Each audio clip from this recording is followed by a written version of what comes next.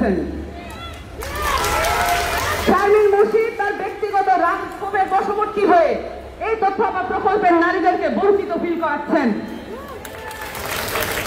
এখানে আপনারা দেখবেন শিশু বাচ্চারা আছে, কারণ আপনারা নারীদেরকে কখনোই শিশু বাচ্চা ছাড়া কল্পনা করতে পারবেন না।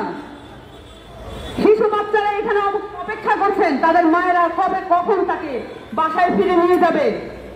এখানে অনেক বাচ্চারা আছে যারা অসুস্থ, আপনারা জানেন না। এখানে অনেক নারীরা আছেন যারা ক্যান্সার আক্রান্ত বা অন্যান্য রোগ ব্যাধিতে আক্রান্ত। আপনারা জানেন যে এখানে নারীরা অসংখ্য রোগে আক্রান্ত হয়ে দিনাতিপাত করছেন এবং সেই সব রোগের কারণেও সেই সব রোগের যে চিকিৎসার খোঁজ খবরে এই তথ্য আপনারা দিয়ে থাকেন বিভিন্ন প্রান্তিক এলাকায়। যদিও বা তারা নিজেরাও অসংখ্য রোগে আক্রান্ত।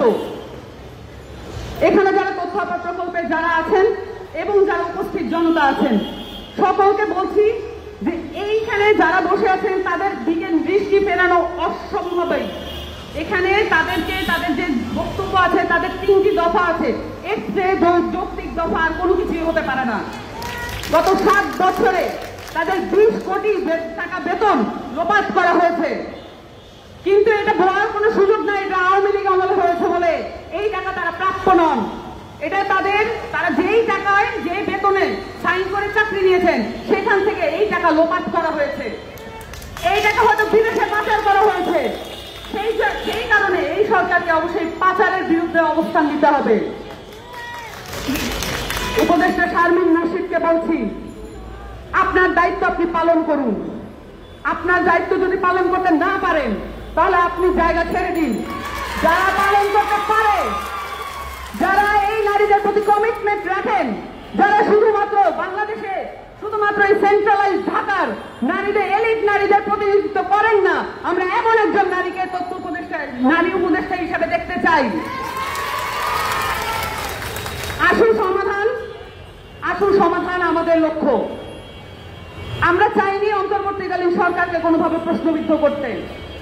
আমরা চেয়েছিলাম তারা নির্বিঘ্নে তাদের জুলাই সনদের কাজ করুক, তারা বিচারের কাজ করুক, তারা সংস্কারের কাজ করুক এবং বাংলাদেশে বিদ্যমান যত ধরনের অসুবিধা আছে, প্রকল্পের যেগুলো অনিয়ম আছে সেগুলো তারা সমাধান করুক। কিন্তু আমরা দেখতে পেয়েছি এই নারীদের শুধুমাত্র নারী বলে তাদেরকে অবহেলা করা হয়েছে। এখানে যদি এখন 200 জন পুরুষ বসে থাকলো হয়তো বা এই দৃশ্যপট দেখতে হতো না।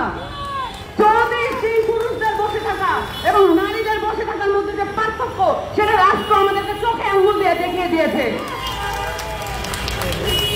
আমি আশা করব আজকেই সেই লাস্ট দিন, আজকেই যে শেষ দিন, যেই দিন আপনাদেরকে আমার শেষ আহ্বান জানাতে হবে।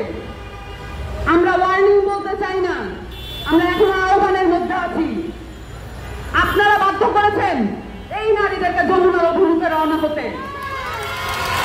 আপনারা বাধ্য করেছেন এই নারীদেরকে 34 দিন অবস্থান করতে।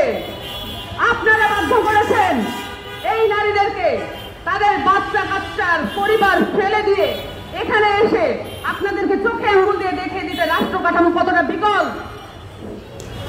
অবশ্যই 48 ঘন্টার মধ্যে এখানে এই নারীদের যত ধরনের সুযোগ সুবিধার অভাব আছে এবং তাদের বেতন যে কেটে নেওয়া হয়েছে, এবং আপনারা জেনে থাকবেন, আমি আরেকটা বিষয় বলি, এখানে যারা জুন মাস ধরে অবস্থান করেছেন সকলের বেতন কেটে নেওয়া হয়েছে আরো একবার। এই ধরনের অমানবিক রাষ্ট্রবিরোধী কার্যকলাপ বলবো আমি এটাকে। যারা বেতন যেটাতে সাইন করে চাকরি নিয়েছেন তার প্রাপ্য এই বেতন, সেখান থেকে আপনি বেতন কাটতে পারেন না। আপনারা যখন সমস্যার সমাধান করেন নাই তখন এই নারীরা রাস্তায় বসতে বাধ্য হয়েছে।